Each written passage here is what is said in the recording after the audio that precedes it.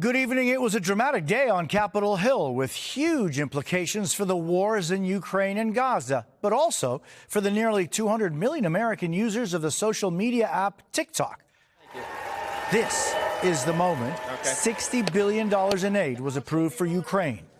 It came despite fierce opposition from a majority of Republicans. But today, 100 Republicans joined every Democrat to approve the aid package. It only came up for a vote because the Republican Speaker of the House, Mike Johnson, changed his own position on supporting aid. And that decision could possibly cost him his job. Already 3 members of his own party are vowing to force him out. We're also tracking the fallout for TikTok, which now has a deadline for its Chinese parent company to sell it, or one of the most popular apps in the U.S. will be banned. We'll get to that part of the story in a moment, but we begin with Julie Sirkin and the high drama on Capitol Hill. The time for choosing is here. Today, the House quickly passed a series of crucial funding bills that could now lead to a high-stakes showdown over Mike Johnson's future as Speaker. Those in favor, please say aye. Those opposed, please say no.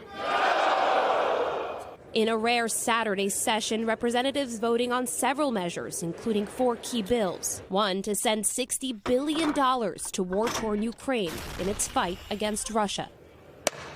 $26 billion for Israel in its war against Hamas, with billions more for humanitarian needs in Gaza. The bill is passed. And $8 billion to Taiwan. The bill is passed. Also a bill that would force the Chinese company that owns TikTok to sell the popular app or face a ban in the U.S. Each vote passing with a strong bipartisan mix of Democrats and Republicans.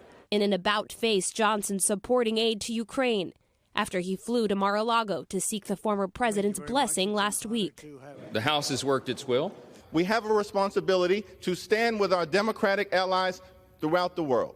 Notably absent from the bills, anything to address the southern border, once a red line for Republicans. When we had members of Congress in there waving the Ukrainian flag while we're doing nothing to secure our border, I think every American in this country should be furious. Now, House Speaker Mike Johnson is facing the biggest threat to his job yet, with at least 3 GOP hardliners putting pressure on him to resign. Pressure that is only growing after Democrats carried Johnson's agenda over the finish line. Will you commit to bringing a motion to vacate on the floor if Speaker Johnson doesn't resign? I'm pretty sure one will come to the floor if he doesn't resign. But Johnson says he's not going anywhere. I don't walk around this building being worried about a motion to vacate. I have to do my job. Julie, as we wait to see what happens to Speaker Johnson, what are the next steps for these 4 bills the House passed today? Well, the Senate will take up all the bills in one package as early as Tuesday. It'll likely pass, and President Biden said he'll sign it. Jose? Julie Sirkin on Capitol Hill, thank you. And now to the future of TikTok. The House passed a bill that could mean the end of the massively popular social media app with nearly 200 million users across the country. Aaron Gilchrist now on what happens next. The clock may be ticking on TikTok, with the House passing a bill Saturday afternoon to force the app's Chinese parent company to sell the platform. The measure would give ByteDance 9 months to do that and allow the president to extend that deadline by another 90 days.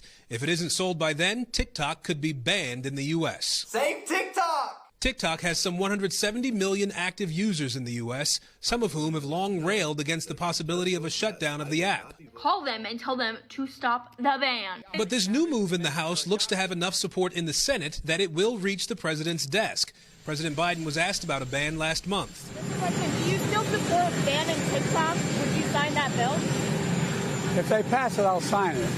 The Biden administration has said the app represents a national security threat, with the owners having close ties to the Chinese government, claims that its CEO has repeatedly denied.